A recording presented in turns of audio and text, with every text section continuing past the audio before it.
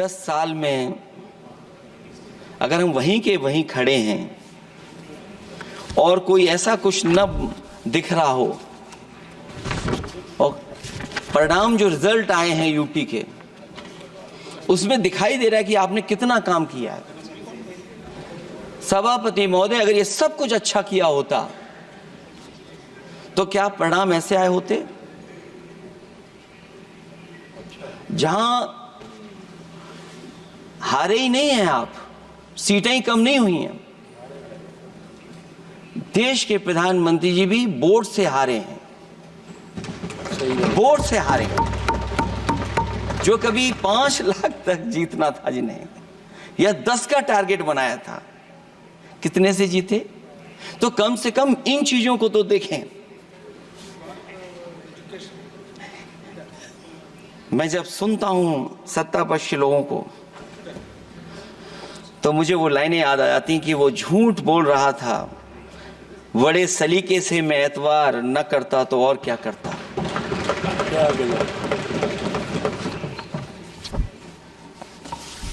मुझे याद है कि देश के प्रधानमंत्री जी ने जनकपुर में एक झंडा दिखाया था और उस बस में 35 लोग बैठ करके अयोध्या आए थे। सभापति महोदय, उस समय भी मैंने मांग की थी कि जहां से जनकपुर से यात्रा शुरू हो रही है और अयोध्या तक बस से लोग आएंगे तो पता नहीं कितने घंटों में आएंगे। मैंने मांग की थी कि वहां से लेकर के अयोध्या तक एक्सप्रेसवे बनना चाहिए कि कम से कम जो जनकपुर से आए और अयोध्या दर्शन करने आ रहे हैं और बस से आ रहे हैं, कम से कम उनकी तकलीफ परेशानी तो कम होती। जो आप कहते हैं कि एफडीआई बहुत आया है, मैं अभी सुन रहा था, कहा कि टेलीफोन बनने लगे। टेलीफोन बन नहीं रहे हैं, मोबाइल बन नहीं रहे हैं। वो समाजवादी पार्टी के समय पर नोएडा में जो इंडस्ट्रियल पॉलिसी थी, इलेक्ट्रॉनिक पॉलिसी थी, उसके तहत आई थी। वो इंडस्ट्री जितनी आई है उस समय उस पॉलिसी के तहत आई और बन नहीं रहा है। मेक इन इंडिया नहीं हो रहा है। लेकिन जमीन किसने दी है? जमीन किसने दी थी उन लोगों को? बिना जमीन पर हवा में बना दो तो मैं आपका धन्यवाद दूंगा।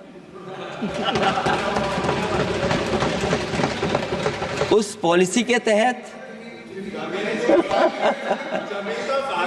वो झूठ बोल रहा था बड़े सलीके से।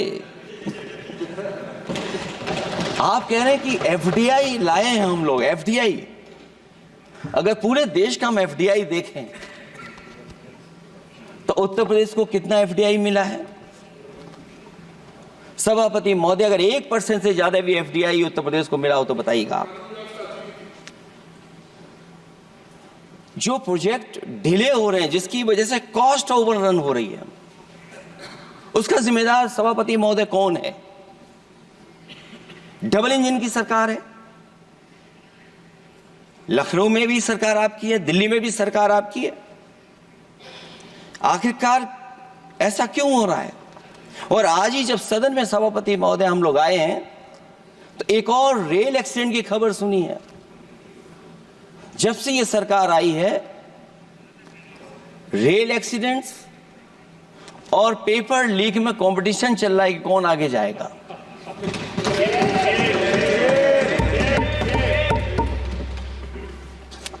मैं तो अखबारों में पढ़ता था सभापति महोदय कि तोड़ फोड़ करके ये सरकार बनाते हैं। अभी एक सदस्य पिछली बार वो तोड़ फोड़ कर करके शायरी भी बनाने लगे हैं। जो प्रोजेक्ट और जिस प्रोजेक्ट के लिए प्रधानमंत्री जी एयरफोर्स का सबसे बड़ा हवाई जहाज हरकुलिस विमान लेकर के आए थे और वो सड़क पर उतरे थे, वो एक्सप्रेसवे पर उतरे थे, मैं समझता हूं सभापति महोदया, यहाँ जितने माननीय सदस्य हैं सब ने देखा होगा और सब ने निर्देश के अनुसार उस पर ट्वीट भी किया होगा। वो जो एक्सप्रेसवे अगर किसी ने बनाया था सभापति महोदय, जो डिजाइन, टेक्नोलॉजी का पार्ट, अलाइनमेंट, वो समाजवादियों की देन थी, वो आपकी देन नहीं थी। ये बात मैं इसलिए कह रहा हूं सभापति महोदया, क्योंकि इस बजट में सरकार चलाने के लिए आपने पैकेज दिया है। हमें कोई नाराजगी नहीं है पैकेज देने की, आप पैकेज और दीजिए। लेकिन अगर आप बक्सर से भागलपुर एक्सप्रेसवे बना रहे हैं तो आप उत्तर प्रदेश की पूर्वांचल एक्सप्रेसवे को क्यों नहीं जोड़ रहे हैं? और मैं तो कहूंगा आपसे कि केवल अगर आप 25 किलोमीटर जोड़ देंगे, जहां पूर्वांचल एक्सप्रेसवे रुक गया था, केवल 25 किलोमीटर आप जोड़ देंगे तो दूसरे काम को अपना जो बनाते हैं, आप ये कह पाएंगे कि दिल्ली से लेकर के आपने भागलपुर तक एक्सप्रेसवे दिया है। हाँ जी, वो अभी से नहीं, बहुत पहले से बन रहा है। बहुत पहले से बन रहा है। मैं ये नहीं कहना चाहता कि क्या दिया आपने, मैं ये कहता हूं कि अगर आप बक्सर से भागलपुर एक्सप्रेसवे दे रहे हैं केवल बिहार के लोगों को खुश करने के लिए, मैं उससे सहमत हूं कि आप बिहार की तरक्की के लिए एक्सप्रेसवे दें, लेकिन जो पखनपुरा, जो आखिरी गांव है जहां पर छूट गया है, वहां से आप क्यों नहीं जोड़ रहे हैं? और हमारे स्टेट के लिए आप कोई नया एक्सप्रेसवे क्यों नहीं दे रहे हैं? आप हमारे लिए क्यों नहीं दे रहे हैं एक नया एक्सप्रेसवे? आप दिल्ली के बजट से दे रहे हैं, आप यूपी अपने बजट से बना रहा है। आप बताइए कोई यूपी को आपने एक्सप्रेसवे दिया हो? कोई एक्सप्रेसवे नहीं दिया। और मैं तो कहूंगा, और याद दिलाइएगा अपनी सरकार को, एक बुंदेलखंड एक्सप्रेसवे बना था, अभी बताएंगे आपको उसका भी। सभापति महोदय, एक बुंदेलखंड एक्सप्रेसवे दिया सरकार ने, उत्तर प्रदेश सरकार ने, वो दिल्ली के बजट का नहीं है। मैं मांग कर रहा हूं कि दिल्ली के बजट से कोई एक्सप्रेसवे मिलना चाहिए। जो बुंदेलखंड एक्सप्रेसवे दिया, प्रधानमंत्री जी उद्घाटन कर करके वापस लौटे, अब रिपेयर का पैसा कौन देगा? वो आज भी रिपेयर मांग रहा है। सभापति महोदय, कोई कल्पना कर सकता है कि नया एक्सप्रेसवे बना हो जिसका प्रधानमंत्री जी ने उद्घाटन किया हो, वो आज रिपेयर मांग रहा हो? और वो एक्सप्रेसवे 6 लेन नहीं है, वो 4 लेन है। मैं इसमें भी सुझाव देना चाहता हूं, ये जो बुंदेलखंड वाला एक्सप्रेसवे है, ये अभी 15,000 करोड़ से ज्यादा का बना है स्टेट गवर्नमेंट का। इसको मुनाफा नहीं हो रहा, टोल कलेक्शन नहीं है बहुत ज्यादा। इसको सतना से जोड़ दिया जाए और बुंदेलखंड जहां से शुरू हो रहा है हमारे डिस्ट्रिक्ट इटावा से, कम से कम उसको हरिद्वार तक ले जाना चाहिए। अगर हरिद्वार से लेकर के सतना लोग चले जाएंगे तो शायद बुंदेलखंड के लोगों को भी लाभ होगा। और सबसे बड़ी बात है सभापति महोदय, दिल्ली और लखनऊ मिलकर के उन एक्सप्रेसवे की सेफ्टी से और उसकी डिजाइन से खिलवाड़ कर रहे हैं। जो इंडियन रोड कांग्रेस कहती है, जो डॉक्यूमेंट कहता है, वो ये कहता है कि मीडियन सड़क का 12 मीटर से लेकर के 14 मीटर होना चाहिए। आप जाकर के देख के आइए, जो पूर्वांचल वाला बना है उसका मीडियन कितना है? क्या भविष्य में आपने चलने वालों की सेफ्टी के साथ खिलवाड़ की है कि नहीं की है? ये आपको विचार करना पड़ेगा। जिस समय लद्दाख और चीन को लेकर के सवाल उठा था सभापति महोदय, उस समय पॉलिटिकल पार्टी से सुझाव मांगे गए थे और सुझाव ये मांगे गए थे कि आप क्या सुझाव देना चाहते हैं। तो उस समय जो सुझाव समाजवादी पार्टी ने दिया था, वो सुझाव ये था कि लिपू लेक से लेकर के आपके ग्वालियर तक 6 लेन हाईवे बनना चाहिए। कभी जरूरत पड़ने पर सीमाओं पर हमारी फौज का आना जाना जल्दी हो जाए। और मुझे याद है, जो अखबारों में मैंने पढ़ा था, सरकार ने उसको स्वीकार कर लिया था कि 6 लेन हाईवे बनेगा वो। लेकिन जब टेंडर की बात आई तो सुनने में आया कि वो 4 लेन बनने जा रहा है। और अभी जब वो काम हो रहा है, जब काम मैंने दोबारा उसको देखा तो पता लगा कि डबल लेन पेव शोल्डर बन रहा है। सोचिए कहां 6 लेन बनाने की बात थी, आप डबल लेन पेव शोल्डर बना रहे हैं। और पता नहीं कौन उस हाईवे को डिजाइन किसने किया है डिजाइन, कि जितने भी कस्बे उसके आसपास पड़ रहे हैं, कस्बे वाले अब नाला कहां से बनाएं, घर ऊंचा करें कि सड़क को तोड़ें। बहुत सारे कस्बों को वो समस्या के संकट में डाल दिया है सरकार ने।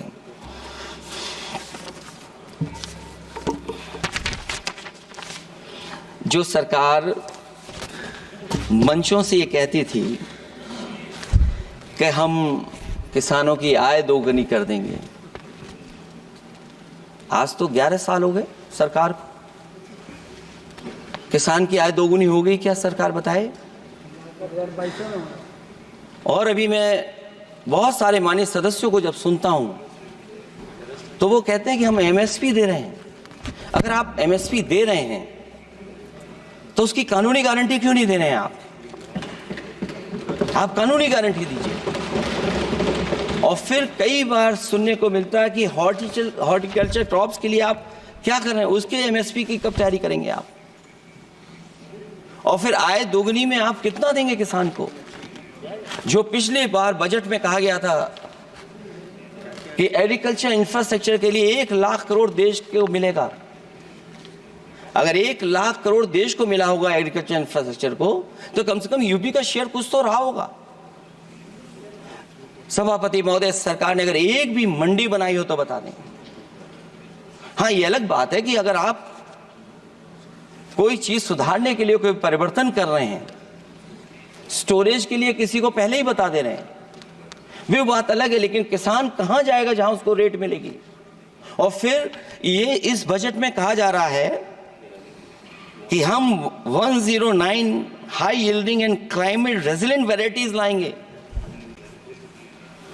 तो सभापति महोदय, हम अपने माननीय मंत्री से कहेंगे कि वो ग्लोबल वार्मिंग के लिए जो आप काम पिछले कितने वर्षों से कर रहे हैं, क्या हुआ उस ग्लोबल वार्मिंग का? COP21 में भी आप हुआ है, G20 में भी आपने आश्वासन दिया, और कुछ नहीं किया। तो आपको क्या लाना पड़ रहा है? 109 high yielding and climate resilient varieties. आप मुझे बताओ किसान पर कब तक पहुंचाओगे आप? और उसको पहुंचाने के लिए आपके पास क्या इंतजाम है? और फिर दूसरे पैराग्राफ में फिर बदल जाते हैं आप। अभी आप बात कर रहे हैं रेजिलिएंट वैरायटीज की, और फिर आप कह रहे हैं कि हम नेचुरल फार्मिंग को बढ़ावा देंगे। सभापति महोदय, इस सरकार बताए कि रेजिलिएंट क्रॉप सीड्स कब तक पहुंचा देंगे, उससे लाभ किसानों को कैसे मिलेगा? और फिर नेचुरल फार्मिंग जो अभी भी कर रहा है किसान कई जगह पर, उसके लिए क्या अलग से पैकेज है आपके पास बजट में? आपने तो केवल सभापति महोदय एक चीज सीखी है पार्ले जी बिस्किट से, महंगाई और मुनाफा। इस सरकार ने 10 साल में डीएपी की बोरी को और खाद की बोरी को छोटा कर दिया। इससे और ज्यादा छोटा मत करना आप। और आपने डीएपी, जब किसान डीएपी लेने गया तो सरकार ने कहा कि बिना नैनो यूरिया के आप नहीं मिलेगा आपको। मैं सरकार से जानना चाहता हूं कि नैनो यूरिया से क्या लाभ पहुंचा है किसानों को, ये बताइए। नैनो यूरिया से क्या लाभ पहुंचा है सरकार बताए।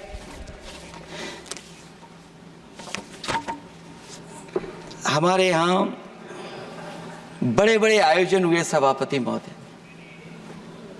इन्वेस्टमेंट मीट के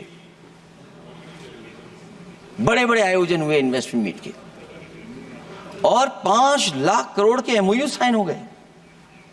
5 लाख करोड़ के। मैं ये सभापति महोदय, बजट हमारी क्या मदद कर रहा है उत्तर प्रदेश के उद्योग लाने के लिए? और ऐसे आयोजन हुए जिसमें देश के प्रधानमंत्री आए, देश के राष्ट्रपति आए, और देश के जितने बड़े उद्योगपति सब आए थे। लेकिन आज यूपी को क्या मिला वहां पर? किसानों के लिए एग्रीकल्चर सेक्टर में बड़े बड़े एमओयू हुए, लेकिन आज जमीन पर कुछ नहीं दिखाई दे रहा है। मुझे याद है समाजवादी सरकार में, क्योंकि देश का सबसे ज्यादा उत्पादन दूध का अगर कहीं हो रहा है तो उत्तर प्रदेश में हो रहा है, और उस उत्पादन को बढ़ावा देने के लिए और इन्वेस्टमेंट लाने के लिए उस समय की सरकार ने फैसला लिया कि अगर बाहर से भी कोई डेयरी या डेयरी प्लांट लगाना चाहेगा तो उसमें सरकार सहयोग करेगी। और परिणाम यह हुआ कि गुजरात की 3 अमूल प्लांट लग गए यूपी में। तो मैंने उद्घाटन किए, एक देरी से हुआ तो देश के प्रधानमंत्री जी ने किया, लेकिन उसके बाद कोई नया प्लांट आया हो तो बता दें। जो अमूल से पुरानी संस्था है, क्या उसका सहयोग कुछ करेंगे आप लोग? क्या आप पराग का सहयोग करेंगे कुछ?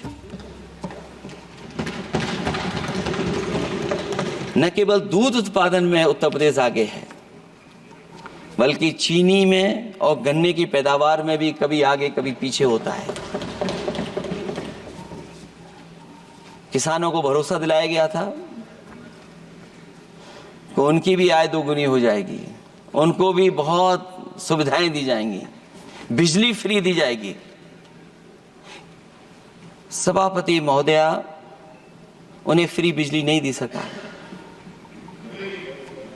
यह आश्वासन था आपका।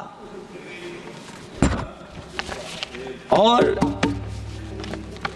आज अगर उत्तर प्रदेश पिछड़ इसलिए रहा है क्योंकि सबसे महंगी बिजली अगर कहीं कोई पा रहा है तो उत्तर प्रदेश पा रहा है। और मुझे याद है, क्योंकि बात ये मुझे इसलिए कहना चाहिए, बीजेपी के एक विधायक जो सबसे बुजुर्ग थे, वो देश के प्रधानमंत्री जी के क्षेत्र में बिजली 24 घंटे आए, उसके लिए वो धरने पे बैठ गए थे। वहां के अधिकारियों ने कहा कि बुजुर्ग हैं, इनका स्वास्थ्य बेहतर नहीं है, इनका धरना आप उठवा दीजिए। मैंने सभापति महोदय उनको बुलाया, मैंने उनकी बात सुनी। उन्होंने कहा कि प्रधानमंत्री जी के क्षेत्र में 24 घंटे बिजली होनी चाहिए। उसी दिन मैंने फैसला ले लिया कि प्रधानमंत्री के क्षेत्र में 24 घंटे रहेगी बिजली। और मैंने उससे मांग की सभापति महोदय कि उत्तर प्रदेश देश के प्रधानमंत्री को बनाने में सबसे बड़ा सहयोग किया है, इसका कम से कम बिजली का कोटा तो बढ़ जाए यूपी का। वो 8 साल हो गए, उत्तर प्रदेश ने देश के प्रधानमंत्री को तो दे दिया, लेकिन अभी तक बिजली का कोटा नहीं बढ़ा। हमें उम्मीद है 11 शुभ होता है, इस 11वें बजट में कुछ तो सुविधाएं ऐसी उत्तर प्रदेश को दी जाएंगी जिससे वहां के लोगों को लाभ पहुंचे, मदद पहुंचे।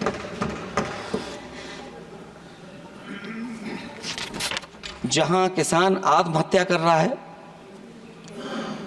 और पिछले 10 साल में सरकार जानती होगी कि कितने किसानों ने आत्महत्या की है, लाखों लाख किसान आत्महत्या कर चुके हैं। जहां किसान तकलीफ और परेशानी में है,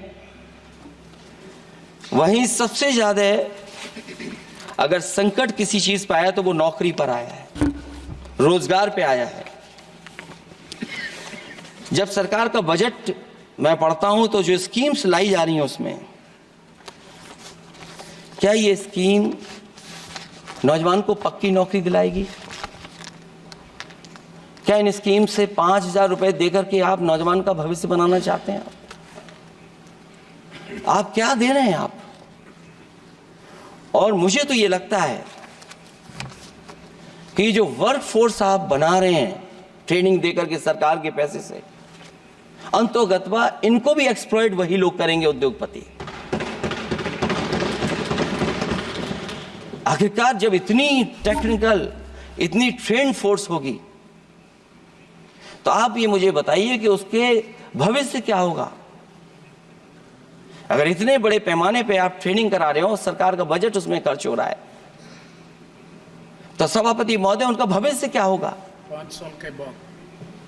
और जो अग्निवीर वाली नौकरी है, सभापति महोदया, कोई भी नौजवान जो फौज के लिए तैयारी करता है वो कभी स्वीकार नहीं कर सकता। जब पहली बार ये स्कीम आई थी अग्निवीर, उस समय बड़े बड़े उद्योगपतियों से ट्वीट कराया गया था कि अग्निवीर से अच्छी कोई योजना नहीं है, इनको हम नौकरी दे देंगे, हम अपने यहां रख लेंगे। और शायद सरकार में बैठे लोगों को यह बात याद होगी, क्योंकि सरकार खुद स्वीकार करती है स्कीम ठीक नहीं है, तभी वो अपनी अपनी सरकारों से कह रहे हैं कि अग्निवीर वाले जो लौट करके आएंगे उन्हें कोटा दीजिए, आप नौकरी दीजिए।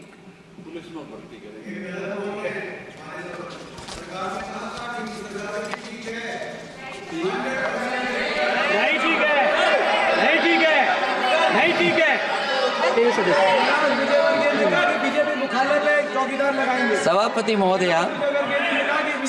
महोदया, मैं बैठ जाता हूं, आप खड़े होकर के कह दीजिए अग्निवीर व्यवस्था अच्छी है। मैं इस सभा में खड़े होकर कहता हूं, उस राज्य से तो हिमाचल प्रदेश से जिसने पहला परमवीर चक्र विजेता मेजर सोमनाथ शर्मा दिए, कारगिल के युद्ध में सबसे ज्यादा शहीद होने वाले हिमाचल प्रदेश के वीर नौजवान थे। 4 परमवीर चक्र विजेता हुए, उसमें से 2 कैप्टन विक्रम बत्रा और सूबेदार संजय कुमार हिमाचल प्रदेश से हुए। और मैं कहता हूं, जी हां, जो लंबे समय से मांग थी 1 रैंक 1 पेंशन की किसी सरकार ने पूरी नहीं की, वो नरेंद्र मोदी जी की सरकार ने यहां पर पूरी की है। और मैं एक बात और कहता हूं, अखिलेश यादव जी सुन ले, अग्निवीर में 100% एम्प्लॉयमेंट की गारंटी है और रहेगी। माननीय सदस्य साहब अपनी बात। सभापति महोदया, जो मैंने बहुत छोटा सवाल पूछा था, मैं दूसरी बात कहता हूं, अगर ये जो बात आप कह रहे हो, तो आपको जरूरत क्यों पड़ रही कि आपको उत्तर प्रदेश में और प्रदेशों में कोटा देना पड़ रहा है 10%?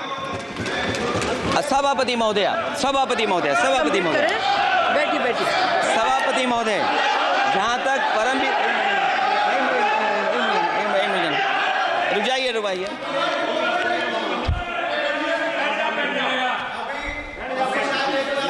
अरे सुनने दो।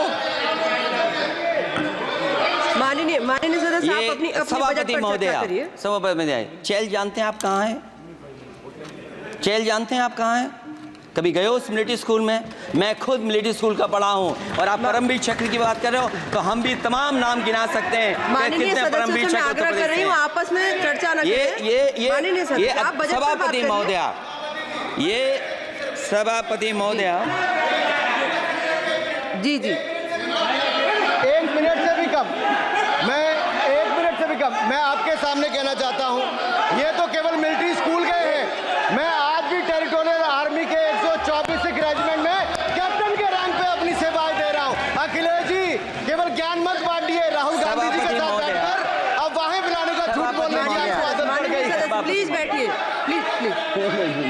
माननीय सदस्य से मैं आग्रह कर रही हूं, आप अपनी बजट पर चर्चा करें। सभापति महोदया, आपका समय पूरा हो गया है, मैं प्लीज कंप्लीट करिए। सभापति महोदय, मैं इसलिए नहीं कह रहा, मैं क्या बात कहना चाहता हूं, शायद मंत्री जी नहीं रहे इसलिए तकलीफ परेशानी ज्यादा है। और आप अरे हमारा दर्द नहीं समझोगे, हम आपका दर्द चेहरे से पढ़ते हैं। अच्छा, दर्द मैं बताता हूँ, माननीय सदस्यों से मैं आग्रह कर रही हूँ, सभापति महोदय, दर्द मैं बताता हूँ, बजट पर चर्चा करिए, प्लीज बजट पर सभापति जी, दर्द मैं बताता हूँ। देखिए, दर्द बात पहुंचेगी कि नहीं पहुंचेगी। सभापति महोदया, उत्तर प्रदेश से जब से हारे हैं तब से कोई नमस्कार नहीं कर रहा है। तकलीफ वो है आपको। कंप्लीट करिए। वो वीडियो हमने देखा है कि कोई किसी को नमस्कार नहीं कर रहा है, कोई किसी को देख नहीं रहा है। चलिए, धन्यवाद माननीय। और जो अपने आप को बहुत ताकतवर कहते थे, बहुत ताकतवर कहते थे आप अपने आप को, जिसने हराया उसको नहीं ये हटा पा रहे हैं। अब बात समझ में नहीं आई ना? माननीय जिसने हराया उसको नहीं हटा पा रहे। और अगर सभापति महोदय, अग्निवीर व्यवस्था समाजवादी लोग स्वीकार ही नहीं कर सकते। आप बजट पर पूरी अपनी बात रखिए। सभापति महोदय, अग्निवीर स्वीकार नहीं कर सकते। आप अपनी जब भी हम सत्ता में आएंगे, साल 2 साल, ये चलने वाली सरकार नहीं है, गिरने वाली सरकार है, याद रखना आप। माननीय सदस्य और देखिए, आप क्यों नहीं समझ रहे हो, साइकिल हमारा चुनाव चिन्ह है, साइकिल ही आपको सरकार चलवा रही है। जिस दिन साइकिल हट गई, आप कहां बैठे मिलोगे। और दूसरे हमारे साथी हैं जो हमें लेकर के यहाँ लाए थे। माननीय सदस्य से मैं आग्रह कर रही हूँ, कंप्लीट करिए। सभापति महोदय, मैं एक दो तीन बातें कहता हूँ यूपी को लेकर के मैं मांग करता हूँ। कंप्लीट करिए आप। सभापति महोदय, चंबल एक्सप्रेस वे बनना चाहिए, क्योंकि देश का सबसे बड़ा एक्सप्रेस वे जो 1 लाख करोड़ का बना है वो दिल्ली मुंबई से है, और यूपी को क्यों नहीं जोड़ रहे हैं आप। गंगा को लेकर के सब चिंतित हैं, गंगा की सफाई अभी नहीं हुई है। जो बजट गया पता नहीं कहां चला गया, किसी को नहीं पता। जैसे पानी बहा वैसे ही बजट भी चला गया। दूसरा, क्योंकि मंत्री जी बैठे हैं, वो जानते होंगे मंत्री जी कि देश की सबसे अच्छी लाइन सफारी बनी है इटावा में, और उस लाइन सफारी को बनाने में हम लोगों को बहुत समय लगा, क्योंकि एक लाइन सफारी, एनिमल सफारी अगर बननी हो, उसको बनाने में बहुत टाइम लगता है, बहुत जगह से परमिशंस लेनी पड़ती हैं। हम लोगों को परमिशंस नहीं मिली, और क्योंकि वो प्रोजेक्ट अच्छा है, एशियाटिक लाइन्स की ब्रीडिंग शुरू हो गई वहाँ पर। ये सरकार इसलिए नहीं शुरू करना चाहती है क्योंकि वो समाजवादियों ने बनाई है। पहली बार देश में एशियाटिक लाइन्स पैदा हो रहे हैं। नहीं, वहाँ पर इटावा में पहली बार हो रहे हैं, और वो इसलिए नहीं शुरू कर रहे हैं। और वो शेर मैं बता दूंगा आपको, शेर आया था कि कोई और आया था, वो कहानी मैं नहीं पढ़ूंगा यहाँ पर, फिर मैं बोल दूंगा तो फिर कहोगे कि क्या बोल दिया मैंने, इसलिए मत बुलवाइए तो ही अच्छा है। कि कुछ तो धन्यवाद माननीय सदस्य, धन्यवाद। कुछ मत बुलवाइए मुझसे। सभापति महोदय, मैं ये कहना चाहता हूँ कि लाइन सफारी, एनिमल सफारी उस क्षेत्र की, यूपी की प्राइड है वो, कि पहली बार ब्रीडिंग सेंटर एशियाटिक वहाँ पर बन गया है। दिल्ली की सरकार और यूपी की सरकार मिलकर के उसको शुरू नहीं होने दे रही है। मुझे उम्मीद है कि उसको शुरू करवा देंगे आप। और आखिरी में मैं कहता हूँ, चलते चलते आप 2 लाइनें कहता हूँ, बुनियाद को नकार कर जो इमारतें उठाएंगे, हम भी देखते हैं वो किस मंजिल तक जाएंगे।